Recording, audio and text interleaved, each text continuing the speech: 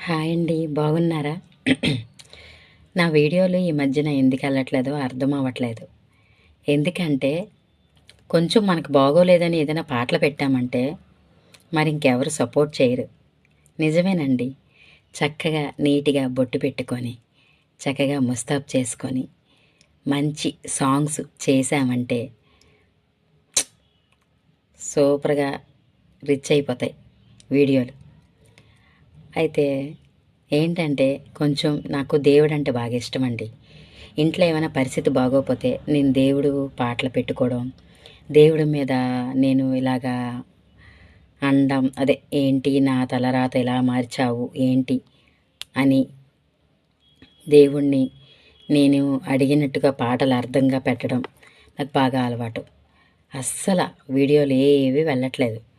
నా ప్రాబ్లమో, నా యూట్యూబ్ ప్రాబ్లమో. నవ్వుతా ఉన్న వాళ్ళకి అప్పుడప్పుడు ఏవో ఒకటి భగవంతుడు పరీక్షలు పెడతాడు. జీవితాంతకాలం నవ్విస్తే భగవంతుడిని మర్చిపోతాం కదా. నిన్న చూసారా మాకెంత ప్రమాదం తప్పిందో. నిజంగా దేవుడు ఉన్నాడు. మేము వెళ్ళొచ్చిన బస్సు చిన్న మంటలు వచ్చాయి, పొగొచ్చింది. అందరం చాలా అర్జెంటుగా బస్సు దిగిపోయాము. దేవుడు ఉంటాడండి, ఎక్కడో అక్కడ ఉంటాడు. కానీ కొంచెం మా వారికి హెల్త్ బాగోలేదని బాధే తప్ప నాకు ఇంకేమీ లేదండి. నేను ఎప్పుడు ఏ సమస్య వచ్చినా నవ్వుతూ ఉంటాను. కానీ నన్ను అందరూ అందుకే తిట్టుకుంటారు. దీనికి ఇంత పెసర బెంగలేదు, నవ్వుతానే ఎరగబడిపోతుంది. చూడు ఎలా ముస్తాబయ్యిందో. ముస్తాబ్ అంటే ఇంకేమీ కాదు, ఇలాగే ఉంటాను అంతే. ఇలాగ ఉండడం కొంతమందికి ఇష్టం ఉండదు. వాళ్ళు ఎలాగైనా ఉండొచ్చు, మనం అంటే ఇష్టం ఉండదు. అంతే కదా. ఈ సంతోషాలు, ఈ దుఃఖాలు నాకు ఈరోజు కొత్త కాదు. చిన్నప్పటి నుంచి నాకు ఇవి పాతే. ఏంటంటే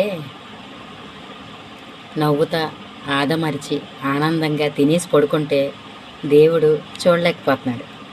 అప్పుడప్పుడు ఈ భవానీని ఏడిపించాలని ఏడిపిస్తున్నాడు. అంతేనండి. నేనైతే ఎప్పుడు నవ్వుతానే ఉంటాను. ఎందుకంటే నా చుట్టుపక్కన నన్ను బాధ పెట్టే దేవుడు నన్ను పలకరించే మనుషుల్లో ఉంచుతున్నాడు. ఆ దేవుడికి ఏదైనా హ్యాండ్సప్ చెప్పుకోవాలండి. ఎందుకంటే నేను మనుషుల్ని మర్చిపోతానేమో, భగవంతుడిని ప్రతి నిమిషం పలకరిస్తాను.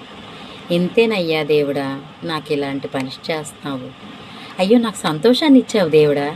అయ్యో నాకు ఇది తినడానికి ఇచ్చావు దేవుడా. అరే నాకు ఇది కట్టుకోవడానికి ఇచ్చావు దేవుడా. ఇలా మాట్లాడుకుంటాను నేను ఒక్కదాన్ని. మీకు ఇలాంటి అలవాటు ఉందా? సపోర్ట్ చేయండి.